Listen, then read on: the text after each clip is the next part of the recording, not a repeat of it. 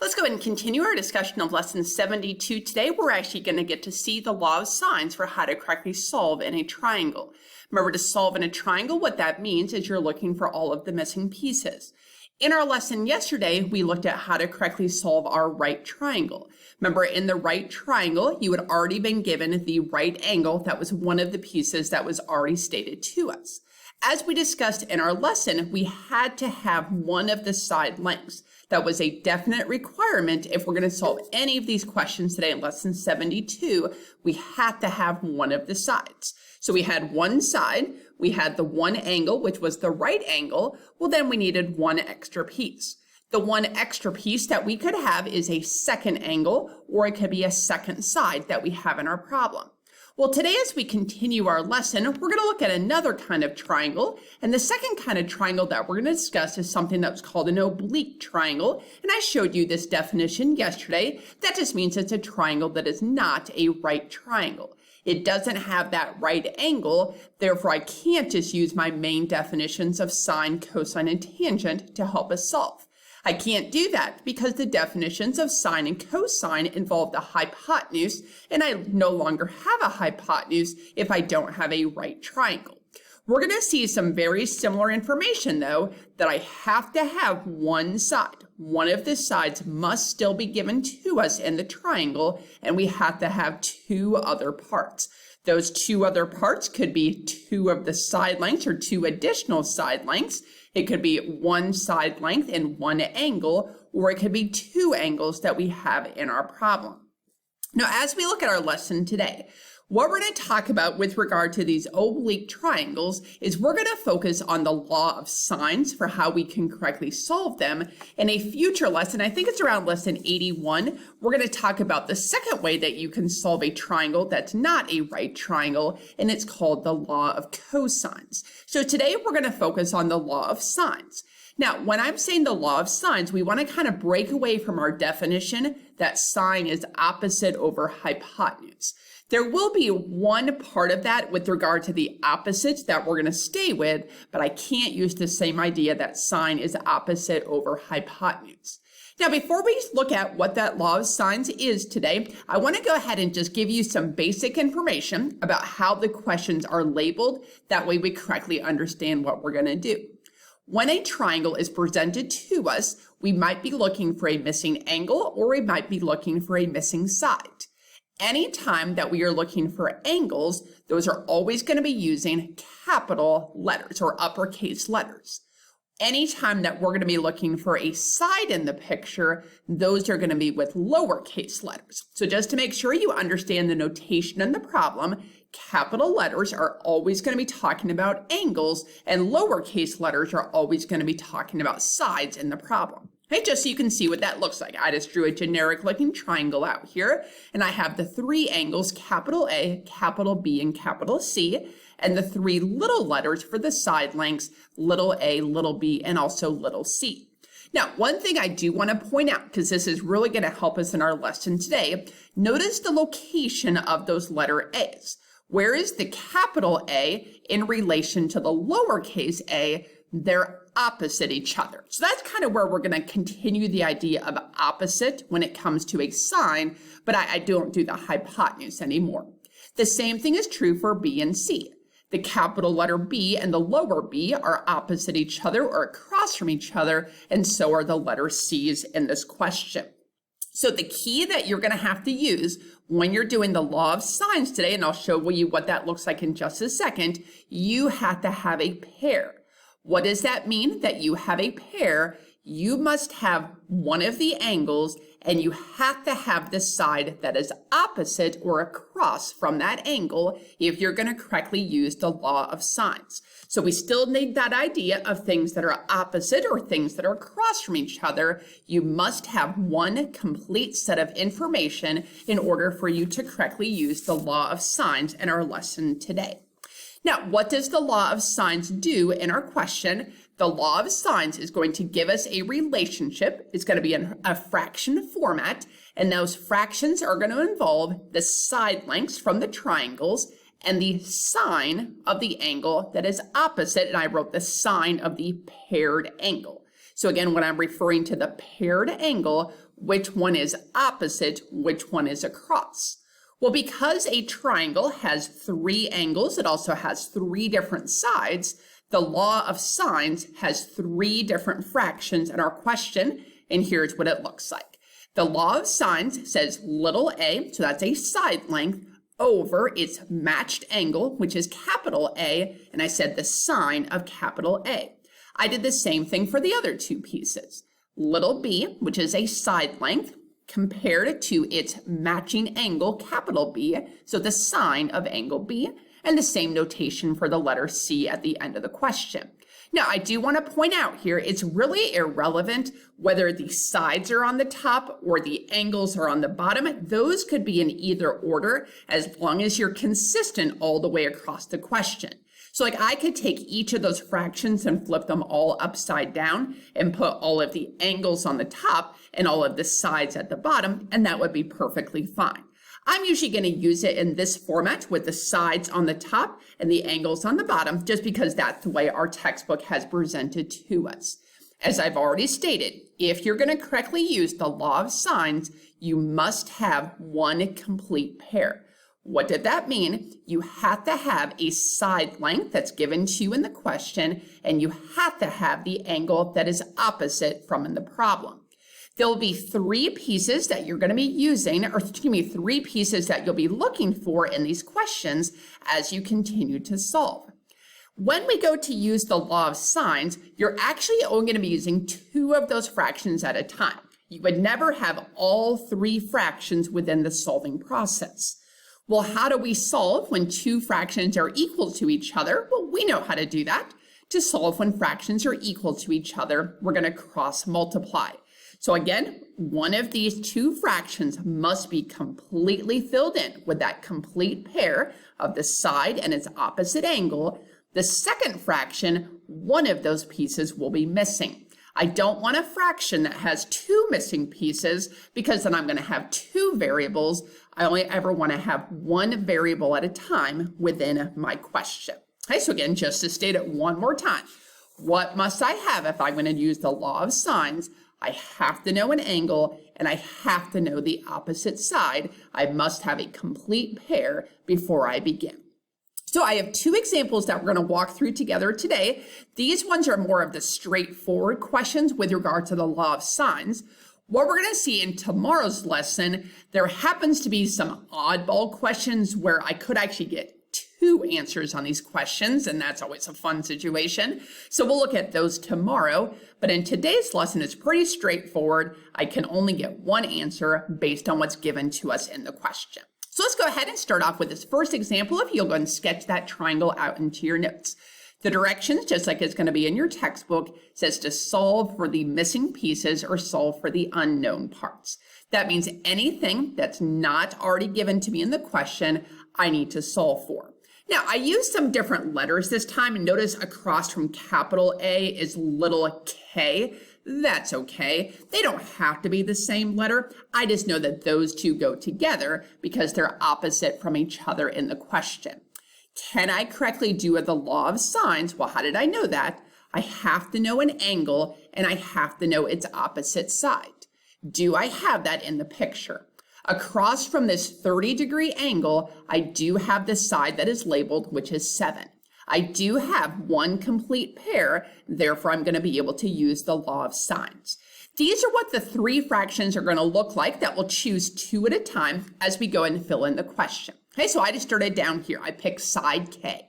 So I put that into my numerator. What angle matches up with K?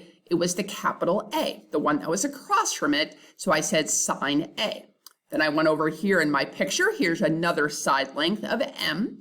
Which angle is opposite the M is the 50 degrees. So in the denominator, I did sine 50. And then here's the 1 complete pair that I have.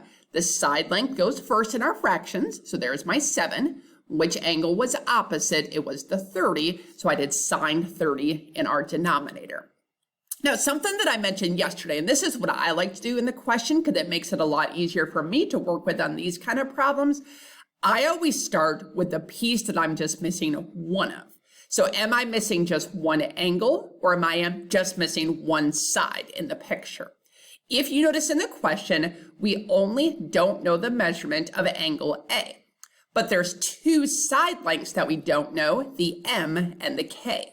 So what I personally am going to do is I'm going to start with the angle A. That doesn't have to be what you do first. That's just what I like to do first in the question. Well, how do I solve for a missing angle in a picture where I already have two angles and I need to find the third one? I subtract from 180 degrees. So to help me find the measurement of A at the top, I took 180, the total of the triangle, and I subtracted the two angles that we already knew, the 50 and the 30, and that told me that angle A was 100 degrees.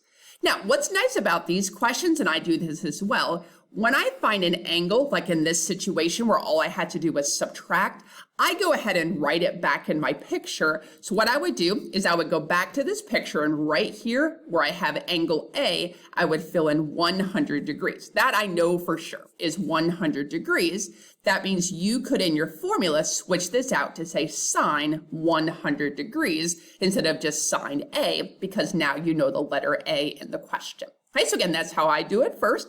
I solve for the piece that there's just one of them that I don't know.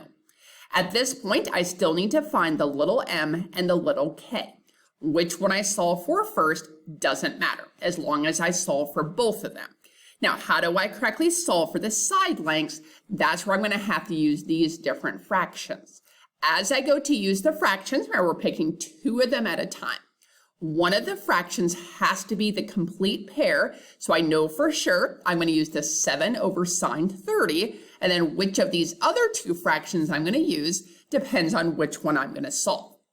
So I solve for side m first.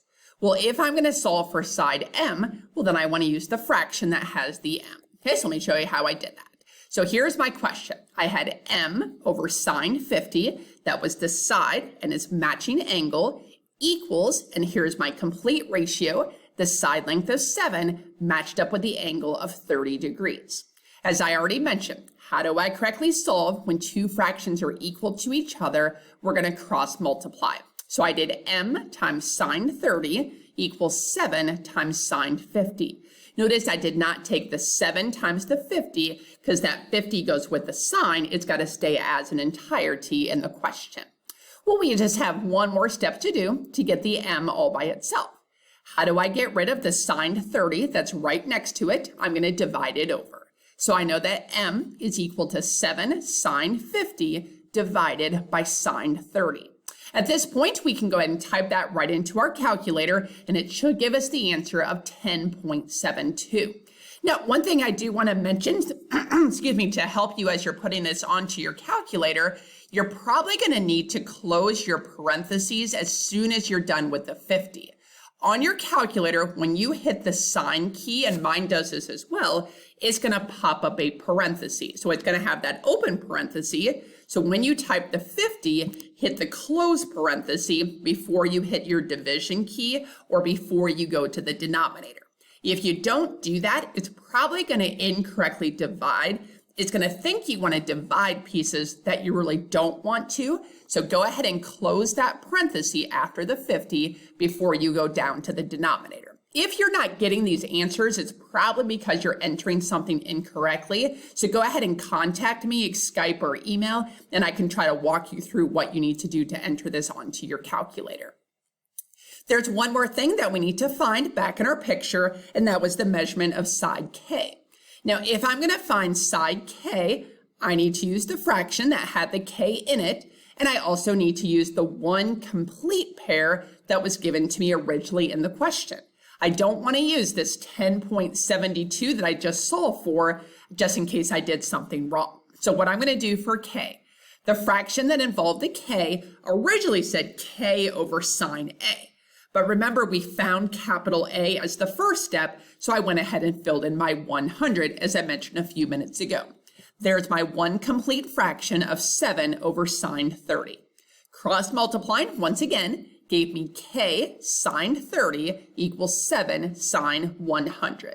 To get the k all by itself, I'm going to divide my sine 30 over. Again, enter it just like I explained on the last question, and that should tell you that your k is approximately 13.79. Again, go ahead and round so you have 2 decimal places as able to behind your decimal point.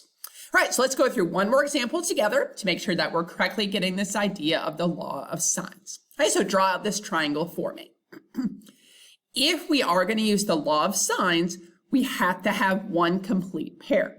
Do we have one complete pair right now in our picture? We actually don't, because notice from angle N, so I don't know that angle, but I do have the side. I have these 2 angles at the bottom, but I don't have the sides that match up with them. So currently, the law of sines looks like this. I have a side M, and I just went in this order. I picked the M first. The angle it was opposite from was the 83. Then I picked the side 22. The angle that was opposite it was the N. And then I picked side P. The angle that was opposite that one was 76. Well, within all 3 of those fractions, I have at least one variable. Now, that doesn't mean automatically I can't use the law of sines. Why would that be the case? Because I can easily find angle N, just like I did the last question. We have 2 angles, so we're able to find the 3rd angle in the picture. If I can find angle N, well then this middle fraction would be a complete ratio, and therefore I could continue to do our law of sines. So let's find that angle N.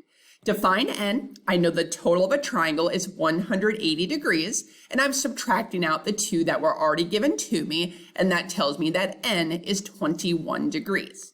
Again, just like I mentioned on the last question, you now might want to, in your picture, put 21 degrees up here at the top, and then replace your formula right here with 21.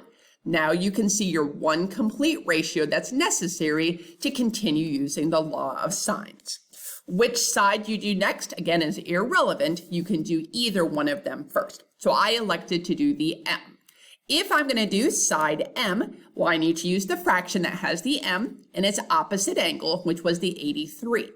Here's my one complete ratio. The side of 22 went with the angle of 21 degrees that we just saw. How do I solve when fractions are equal? We're cross multiplying. So M times sine 21 equals 22 sine 83.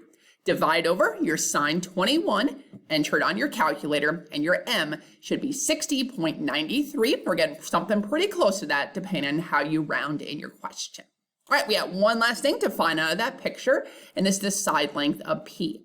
To solve for P, I picked out the fraction that involved the P. So P over sine 76. There was the one complete ratio from the picture, 22 over sine 21. I cross multiplied, and I have P sine 21 equals 22 sine 76. To get the P by itself, I'm dividing my sine over, and that gave me, oops, I'm sorry, that should have said the letter P. I forgot to switch my variable out there. So P is equal to 59.57 in your question. Okay, so again, the law of sines. I have to have a complete ratio. What did that mean? I have to have an angle, and I have to have the opposite side. In the questions that you're facing today, you're going to have 2 of the 3 angles. So that means you can just subtract from 180 to find the 3rd angle. Then at that point, you have to have one complete ratio, because as we talked about in yesterday's lesson, they must give you one of the side lengths already, and then you'll be finding the other 2 side lengths using your law of sines. Okay, so give it your best shot. Again, if you're having trouble with your calculator, please contact me, and I can try to explain it to you how you need to enter these in to get to the correct final answer.